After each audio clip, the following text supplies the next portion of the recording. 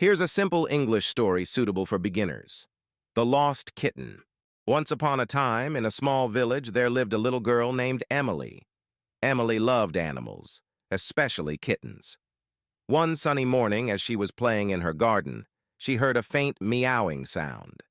Curious, Emily followed the sound until she found a tiny, fluffy kitten under a bush. The kitten was white with a little black spot on its nose. It looked scared and hungry. Emily gently picked up the kitten and took it to her house. She gave the kitten some milk and petted it softly. The kitten purred happily and started to feel safe. Emily decided to name the kitten Snowy because of its white fur. She made a cozy bed for Snowy in a small basket with a soft blanket.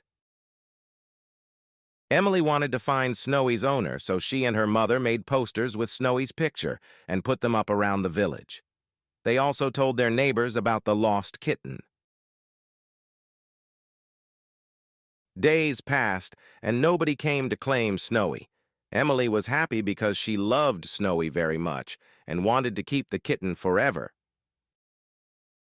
One day, while playing in the park, Emily saw a little boy looking sad. She asked him what was wrong. The boy said he had lost his kitten. Emily asked what the kitten looked like, and the boy described Snowy exactly. Emily took the boy to her house and showed him Snowy. The boy's face lit up with joy.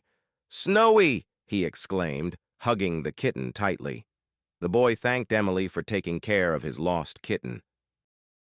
Even though Emily felt a little sad to say goodbye to Snowy, she was happy to reunite the kitten with its owner.